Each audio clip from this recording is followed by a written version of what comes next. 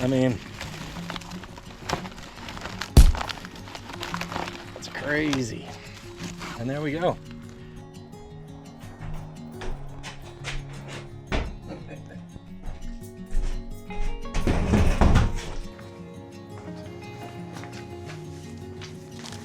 Ladies and gentlemen, welcome back to Between the Sharks. Today, we're addressing the comments. Now, the Between the Sharks community has always been vocal in the comments, and I want to thank you very much for that. The vast majority of these comments are people cheering me on, which has been that way since this channel had 1 subscriber, and I thank you very, very, very much for the overwhelming positivity and support. However, there are 3 subjects that keep coming up as hot topics of debate in every video I make about this house, the abandoned house at the ranch, and we're getting into those right now today. The 3 subjects are: why didn't I just tear the whole place down? Why didn't I fix the roof first? And what am I going to do with this place in the future? So let's get into it. And for the one guy out there who always says, less talk, more work, you're gonna hate this video. Just go ahead and skip on to the next one. I'm gonna read some comments. You should have bulldozed the house and built a new one. You could frame a new house in the time it's going to take you to demo this one. It's not too late for the bulldozer. I can't imagine spending 1 minute trying to salvage that house. Tear it down and build a new house. But I think I would have driven a bulldozer through the front doors and called it a day. More evidence that the whole house should have been torn down, taking 3 times as long to rebuild everything as it would have taken to build from scratch. Level it and start over. Match, then excavator. Well, it's a clear plan, man. And there's no way it wouldn't have been easier and probably cheaper to just bulldoze the entire house. LMAO. The 2 things in common seem to suggest that tearing this house down would have been cheaper and easier. Let's talk about all those things and I'll explain to you why I'm doing it the way that I'm doing it. So would it be cheaper? I can understand why at first glance it looks like tearing it down would be faster and easier, but if you really start thinking about it, every step has a time repercussion and every step has a cost. Time, money. Whether you do it by hand or you rent heavy equipment, the heavy equipment has a cost. Doing it by hand takes time. Then once you have it all down into bite-sized pieces, you've got to do something with it. It has to go somewhere and you have to haul that off. And whoever you haul it off to is going to charge you. They are my dumpsters. To take it somewhere else, a landfill or wherever it goes. Now, I had a friend who's a contractor come out and look at the house early on. He said it would cost about $40,000 to tear it down. Now, that was labor included, but 40 grand, put that number in the back of your noodle there. 40K. Let's say we did that. We're 40K in the hole. Now we've got a blank slate. We're gonna talk about rebuilding costs. Doing them as estimations by square foot is really the only way that we're gonna be able to keep track of this. So at a builder grade, that's kind of like, What's another word for crappy? your entry-level stuff. Cheap, cheap, cheap. It's about $65 to $90 a square foot. Now this is all based on the research that I've done. I don't have any practical experience with it. If you've got better numbers, you plug them in here. Let's say, for ease, the house is gonna be 2,000 square feet. I don't think it's gonna be quite that big, but we'll get into that a little later in this video. So we're gonna do some math here. We're gonna assume the lowest end of numbers that I could find on the internet for materials only rebuilds at $65 a square foot. So if you say $65 times 2,000, that's 130 grand worth of material, plus, let's say the 40 grand we've already spent hauling all of this off. So now we're in $170,000 on essentially a brand new house. That's a lot of money, team. And you don't have it. Well, renovation costs, if you tear everything down to the studs and put everything back in at builder grade, paying retail prices, you're talking somewhere between $8 and $45 per square foot. Even if we go higher than the middle of the road there and say 30 bucks a square foot, that's still less than half of the investment. Our teardown costs are 40 plus 130 renovation, or our estimation for renovating is 60 grand. Now this is not including any labor. I am the labor. So I think it's safe to say at this point that everything that I save, every piece of framing that is still good, every piece of subfloor, joists, rafters, everything that's still good and in place is going to save me money in material in the long run. I do believe that I'll come out over $100,000 ahead by repairing rather than knocking it down and starting over. And actually, my goal is to come in on this whole house somewhere around the cost of knocking it down. 40 to 50 grand. Nope, still don't have it. To get this place from what it was to what it's going to be in the future. We're gonna talk a little bit more about that a little later on in this video, so stick around. So now we gotta debate whether it would be faster. Well, if I'm doing it myself, it takes me all the time to dismantle this, get it all into dumpsters, and get it all hauled off. But then I have to start from the ground up and build every block of foundation on every footer I lay. Then you got your gravel piles, your sand piles, your scrap piles. Then every floor joist has to go in. Then I have to build every wall. Then I have to frame every bit of the ceiling all by myself. And you're not a carpenter. So I don't think it'd be faster to just drive a bulldozer through it. So I'd be adding work on the front end by knocking it all over and getting it all into dumpsters and getting it hauled off. And then I'd be adding work on the back end by having to rebuild absolutely everything.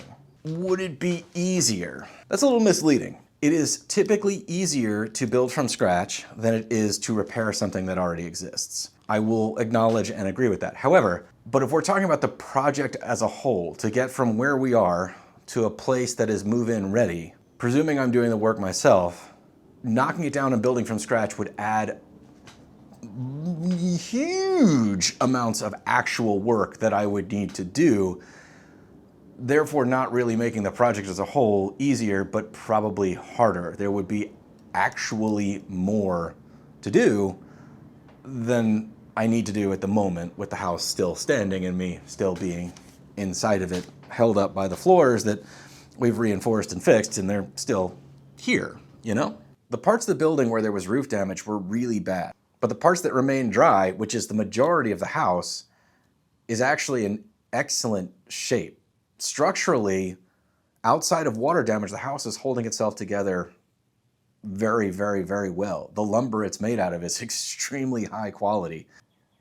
So with the majority of the bones in this house still being pretty good, rebuilding it and repairing it was clearly the right option for me, both for economics and for speed. So it is worth noting that I bought this house off some pictures, truly sight unseen. Even the sellers said it was a teardown. And I felt pretty confident, even though I hadn't really gotten into the place and it was still full of stuff, that I could fix it. That was my intention from day one. And if you want more on the story of how I actually bought the house and my expectations of it, we can do a whole other video on that at some point. Just put it in the comments, I read them. There's a whole other side of this too, that like the character of this house and the heart of the house is the fact that it was sort of hand-built. This room, this original structure that's extremely out of square, has a lot of character, and it was probably built in the 40s. Brand new construction at economic grade stuff doesn't have a lot of character to it. So that's not really in the debate, but I think it's, you know, worth mentioning that embrace some of the oddities of it while fixing the problems as we go. That brings us to comment number 2. Why don't you start with the roof? I'm also getting rained on from up there, so. All right, but before that, something else that keeps coming up in the comments is PPE and my own personal safety. And I always appreciate the reminder, so much so that the fine people at Brunt Workwear sent me a pair of boots. So these are their Bulldog 9-inch waterproof pull-on boots. It's actually really nice. So these guys propose they make the most comfortable work boot available on the market. No break-in period, comfortable, ready to go. I think it's safe to say, because they saw that I use my old worn-out running shoes, that comfort is a high priority to me. No tread at all on these. But these soles are slip resistant, oil resistant, and heat resistant to over 500 degrees. So I think that's a little bit better than what I've been working with lately. I mean, these are really comfortable, especially for a composite safety toe. Thanks, guys. I'm actually really happy about these. So if you're interested in getting a set of Brunt work boots for yourself, check out the website. They got all different styles available. Use my code for $10 off. And if you don't like them, just send it back. That's the policy. They make a really good first impression, I'll tell you that much. They're really comfortable. Why fix up the inside if it's just going to get wet again? Do the exterior before the interior. You gotta keep out the elements. You need to get the roof taken care of quickly. You will ruin everything that you're doing. I think the heart of these comments is in the right place. Truthfully, I wouldn't have started replacing anything inside until the roof was repaired. One good rain and you're back to square one. Follow me here. The roof is resting on the walls, and the walls are resting on the foundation. At some point, this house sustained roof damage.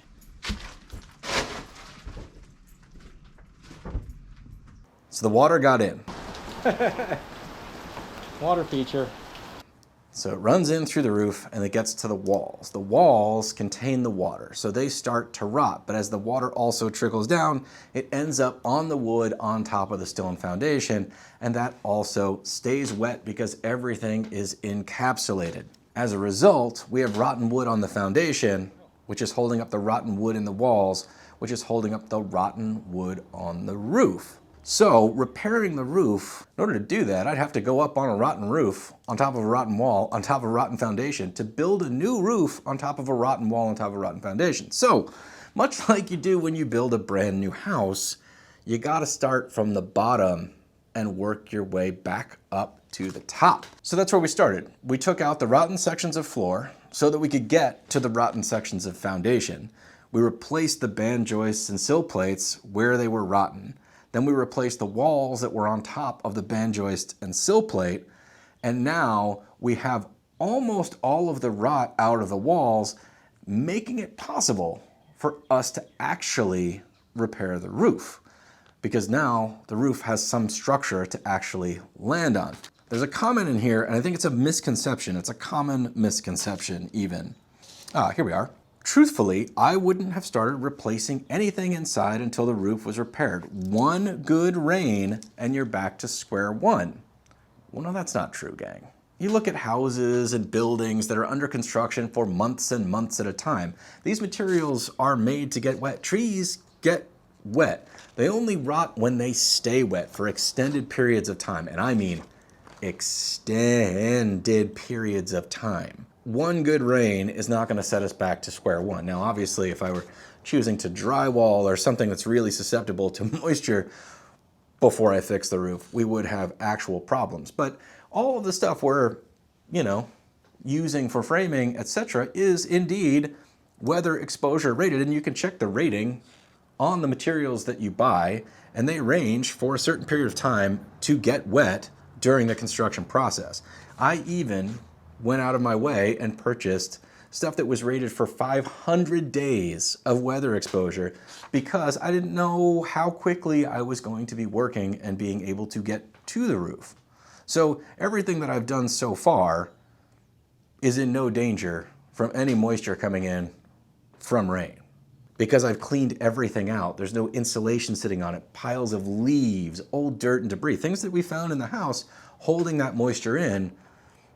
It rains, and then it dries out in here. And then it rains, and then it dries out in here. I do understand that the plumbing might have thrown some of you guys off as to why I was going a little further with it, but that's simply because having some running water and potentially a toilet would be a huge benefit because I am here a lot. Like, this is my new only hobby, apparently. That's just how it goes. Now, some of you did make a practical suggestion that why didn't I just tarp the roof? And that is a reasonable suggestion. And the short version was, it wasn't worth the effort. I realized that the water coming in wasn't actually damaging anything that I was doing. And if I just kept my eyes on the prize of fixing the foundation sections that were bad and the walls that were bad, then we would be much closer to getting the roof done. And that's going to get us to comment number 3. What's the plan? And that means 2 different things in a bunch of different comments. So we'll address both of them today.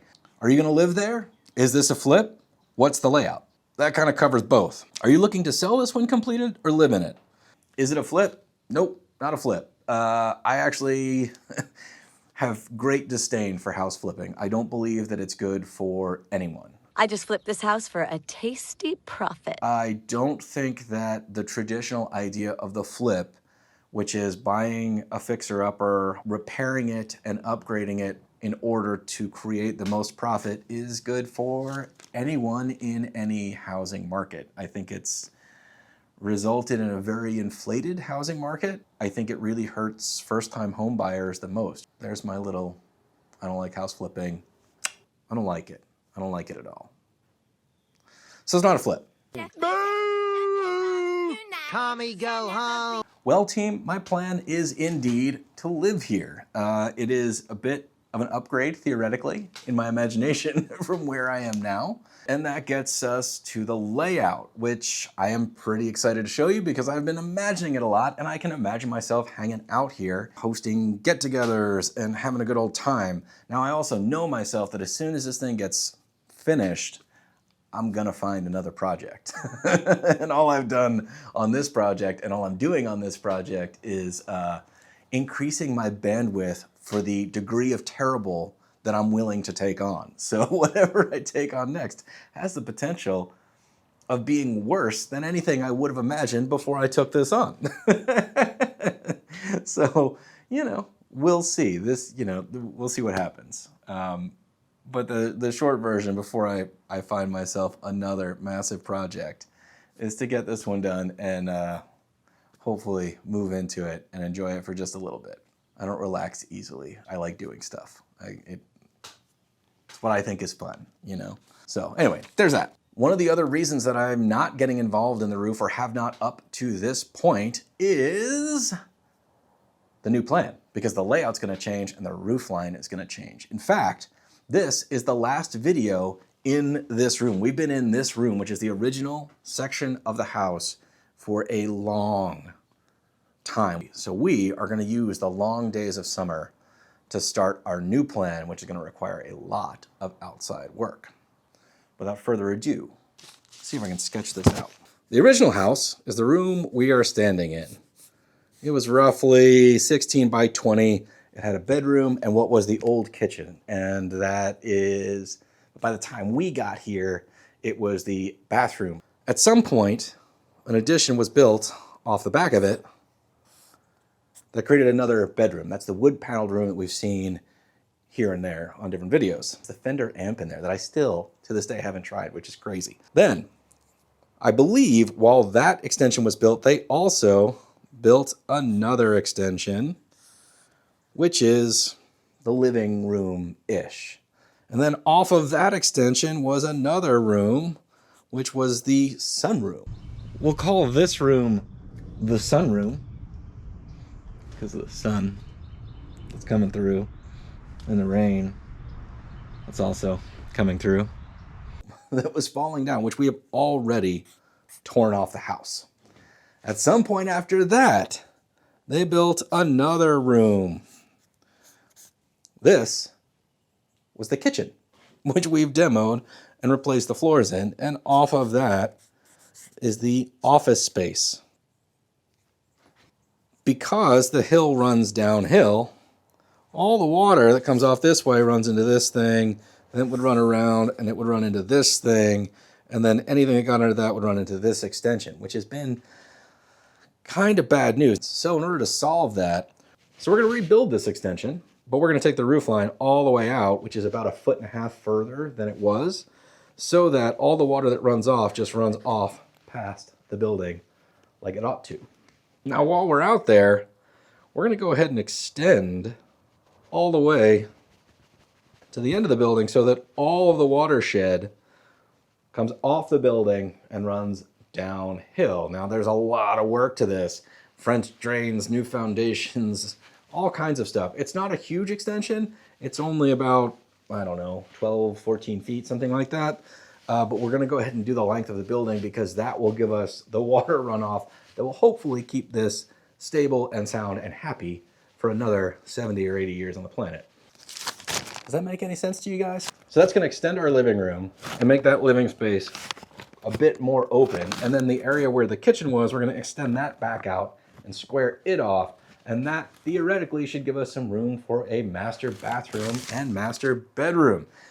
We got some plans drawn up. We got a pretty good idea of what we're doing conceptually, but this is going to take us down a very exciting road. There are a lot of skills I just don't have that I need. And I am willing to jump in there and try and fail. I have never dug a footer for a foundation. I have never done cinder block masonry.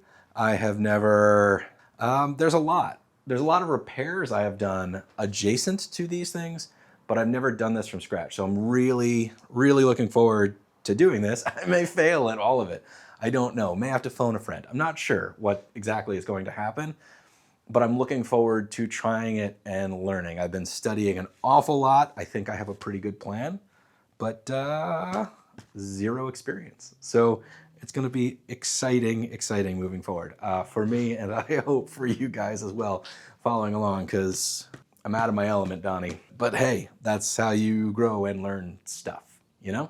So I want to say thank you guys so much for the support. The comments are 99.999% full of positive energy, people enjoying the channel, encouraging the project, and the cheerleading is a huge mental boost. I really do appreciate it. Thank you for subscribing. If you haven't, please consider it. The channel has grown exponentially in a calendar year.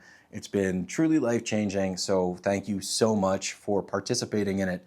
And I love making these videos. It's also, check out the merch store. We got all kinds of good new stuff and new stuff coming out. I'm trying to come up with some new designs and some better versions of existing stuff. So keep an eye out for that. As always, thanks for watching. Stay tuned. Good luck on your projects out there. All that good stuff. This has been a lot of fun reading the comments and then actually getting to sit here and talk about the rationale and the why and the choices that I'm making and sort of, you know, kind of hash it all out, because I have thought most of it through. But I actually enjoy talking about it. I like the blah blah blahing. I can do that a lot. Still doing it right now. Anyway, I appreciate the support so much. We'll see you next time on Between the Sharks when we start a major new adventure and we move out of this room, out of the building, outside to our mud pit to start building / rebuilding our new extensions. It's gonna be cool, super cool.